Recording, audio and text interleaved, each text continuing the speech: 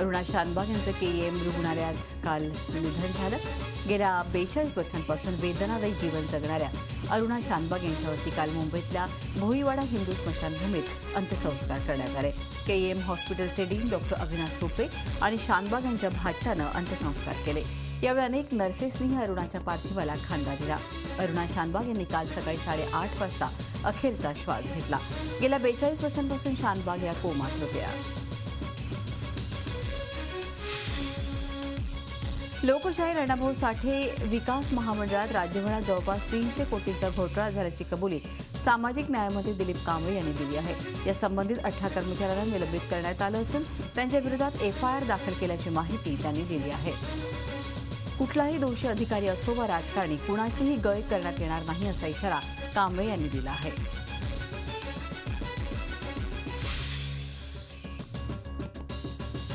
धातू उद्योगातल्या व्यावसायिकांनी उद्योग मुंबईतून गुजरातला हलवण्याची धमकी दिल्यानं खळबळ माजली होती. मात्र विक्री कर विभागाच्या 10,000 कोटी रुपयांपेक्षा जास्त असलेल्या थकबाकीतून सूट मिळावी यासाठीचं मेटल व्यापाऱ्यांनी दबाव टाकल्याचं उघड झालंय.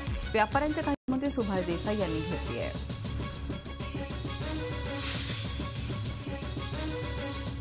काल आयसीएसई बोर्डाचा 10वीचा निकाल जाहीर झाला. या परीक्षेत मुंबईची अनन्या पटवर्धन ही मराठी मुलगी नॅशनल टॉपर ठरली आहे.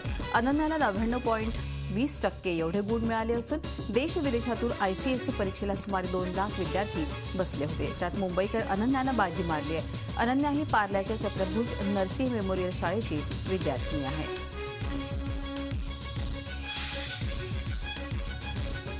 अंबरनाथच्या आनंदनगर एमआयडीसी भागात डीजीकेम या कंपनीला काल संध्याकाळी मोठी आग लागली होती. या कंपनीत कोणतीही जीवितहानी झाली नाही. मात्र कंपनीचं मोठं नुकसान झालंय. ही आग विझवण्यासाठी फायर ब्रिगेडनं प्रयत्नांची शर्थ केली. फायर ब्रिगेडच्या 10 गाड्या घटनास्थळी आल्या होत्या. ही आग विझवण्यात अखेर फायर ब्रिगेडला यश आलंय.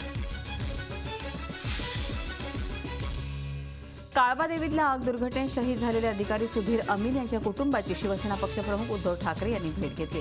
अमीन यांच्या कुटुंबाचं यावेळी उद्धव ठाकरे यांनी सांत्वन केलं. अमीन यांच्या दोन्ही मुलांचं शिक्षण, निवास आणि इतर जबाबदाऱ्या शिवसेना पक्ष उचलेल असं आश्वासन यावेळी उद्धव ठाकरेंनी दिलं. राज्यातल्या भूविकास बँकेच्या सक्षमीकरणासाठी शासनानं आजपर्यंत 1,900 कोटी रुपयांचं अनुदान दिलं आहे. तरीही बँकेची परिस्थिती सुधारली नाही. एवढंच नाही तर बँकेच्या पुनरुज्जीवनासाठी आणखी 500 कोटी रुपयांची आवश्यकता आहे. त्यामुळे सरकारनं ही बँकच बंद करण्याचा निर्णय घेतलाय. या निर्णयाला बँक कर्मचाऱ्यांनी तीव्र विरोध केलाय.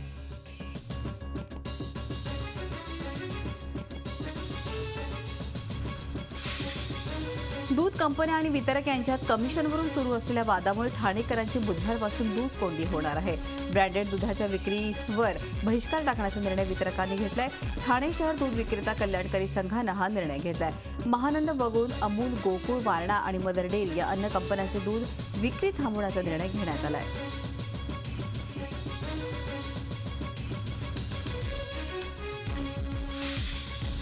गुंडगिरी आणि भ्रष्टाचाराचा अड्डा बनलेली ठाणे महापालिका तात्काळ बरखास्त करावी अशी मागणी धर्मराज्य पक्षाचे अध्यक्ष राजन राजे यांनी मुख्यमंत्र्यांकडे केली आहे.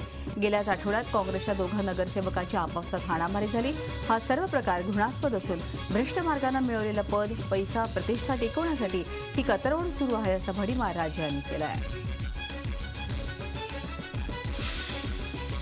मुंबईमधील रस्त्यांवर एलईडी दिवे बसवण्याच्या मुद्द्यावरून वाद झाला असताना राज्यात सर्व सरकारी कार्यालयात एलईडी दिवे बसवले जाणार आहेत. याबाबतचे ऊर्जेची गुणवत्ता सुधारणारं धोरण आकार घेत असून लवकरच ते जाहीर होणार आहे. मंत्रालयात ज्याप्रमाणे सर्व एलईडी दिवे बसवण्यात आले आहेत त्याचप्रमाणे राज्यातील सर्व सरकारी आणि निमसरकारी कार्यालयात एलईडी दिवे बसवले जाणार आहेत.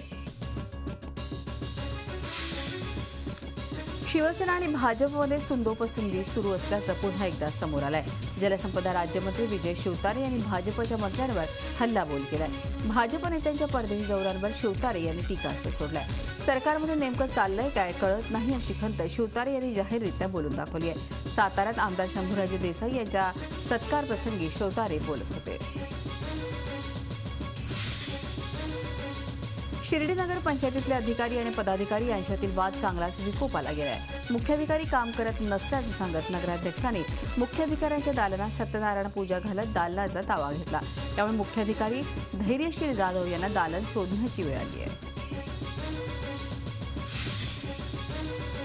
नाशिक पिंपळगाव मार्गावरच्या कोकमगावजवळ झालेल्या भीषण अपघातात 5 जणांचा जागीच मृत्यू झाला। या ठिकाणी आठवडाभरात 3 विविध अपघातात 8 जणांचा बळी गेलाय।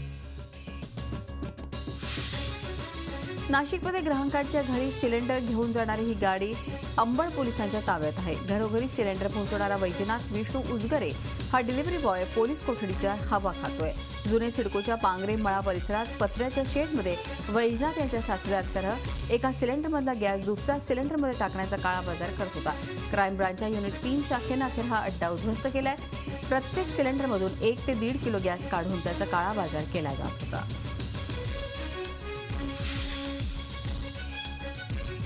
औरंगाबादमध्ये दुचाकी जाळण्याच्या प्रकरणी आरोपींना पकडण्यात अखेर पोलिसांना यश आलं आहे। बाईक जळीत प्रकरणी पोलिसांनी 3 आरोपींना अटक केली आहे। अटक करण्यात आलेल्या 3 आरोपींपैकी 2 आरोपी हे अट्टल गुन्हेगार आहेत। या आरोपीने शनिवारी जय भवानी नगरात नशेमध्ये एकाच रात्री 8 बाईक जाळल्या होत्या। या प्रकरणी पोलीस आयुक्तांनी आरोपींना अटक करणाऱ्या मुकुंदवाडी पोलिसांना 1 लाखाचं इनामही जाहीर केलं आहे।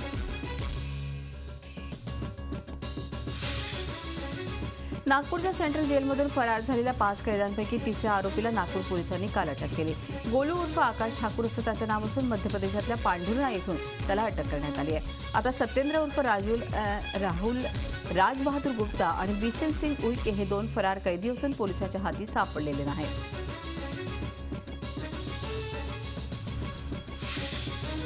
मुंबईतल्या वर्सोवातली मॉडेल शिखा जोशीच्या आत्महत्येचा धक्कादायक व्हिडिओ समोर आला। शिखानं स्वतःचा गळा कापून घेतल्याचं लक्षात आल्यानंतर तिची रूम पार्टनर आणि मैत्रीण मधू भारतीनं शिखाला आत्महत्येचं कारण विचारलं। यावेळी शिखानं डॉक्टर शर्मांचं तसंच विवाहित पुरुषांची नावं घेतली।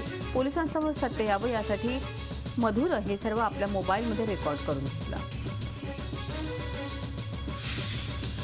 पिंपरीमधल्या उच्चभ्रू पिंपळे सौदागरमध्ये एका वसाहतीत पिझ्झा डिलिव्हरी बॉयनं अल्पवयीन मुलींचा लिफ्टमध्ये विनयभंग केला। निखिल शिंदे असं तरुणाचं नाव आहे। सोसायटीमध्ये पिझ्झाची डिलिव्हरी करायला आलेल्या या तरुणानं खाली खेळत असलेल्या मुलींना लिफ्टमध्ये बोलावून त्यांच्याशी गैरवर्तन केलं। मुलींनी हा प्रकार घरात सांगितल्यावर पालकांनी पिझ्झा सेंटरवर धाव घेत निखिल शिंदेला चोप दिला। गाव शिवारात शेतधुरा पांदन रस्ते यामुळे वाद तंट्याच्या घटना अजूनही घडत आहेत। शेतधुऱ्याच्या वादात यवतमाळच्या वाढोणा बंदी भागात एका शेतकऱ्याचे हातपाय बांधून जबरदस्तीनं विष पाजून खून केल्याची घटना घडली आहे। झरी तालुक्यातल्या बंदी वाढोणा इथं घडलेल्या हत्येप्रकरणी 5 जणांविरुद्ध खुनाचा गुन्हा दाखल करण्यात आला आहे। मात्र सर्व आरोपी फरार आहेत। या घटनेनं परिसरात एकच खळबळ उडाली आहे। रवी मेरचंद चव्हाण असं मृत शेतकऱ्याचं नाव आहे। लोककला आणि इतर नामशेष होण्याच्या मार्गावर असलेल्या कला जपण्याची जबाबदारी असलेल्या नागपूरच्या दक्षिण मध्य सांस्कृतिक केंद्रावर काल सीबीआयनं धाड टाकली। इथे मोठ्या प्रमाणात आर्थिक गैरव्यवहार होत असल्याची तक्रार दाखल झाली होती। विशेष म्हणजे केंद्र सरकारच्या अखत्यारीत असलेल्या एका खात्याच्या कार्यालयावर दुसऱ्या खात्याकडून टाकण्यात आलेल्या धाडीनं इथे काही खळबळ माजली होती। महाराष्ट्राचा धार्मिक सोहळा अर्थात आषाढवारीतला पालखी सोहळा, विठ्ठलाचा गजर, टाळ मृदुंगाचे जयघोष हे पालखीचं चित्र मनोहारी असतं। आता हेच मनोहारी दृश्य आणखीन दैदप्यमान होणार आहे। पालखी सोहळ्याचं आता हवाई चित्रीकरण केलं जाणार आहे। ड्रोनच्या सहाय्यानं हे चित्रीकरण केलं जाणार आहे। आळंदी पालखी सोहळा व्यवस्थापन समितीनं हा निर्णय घेतला आहे।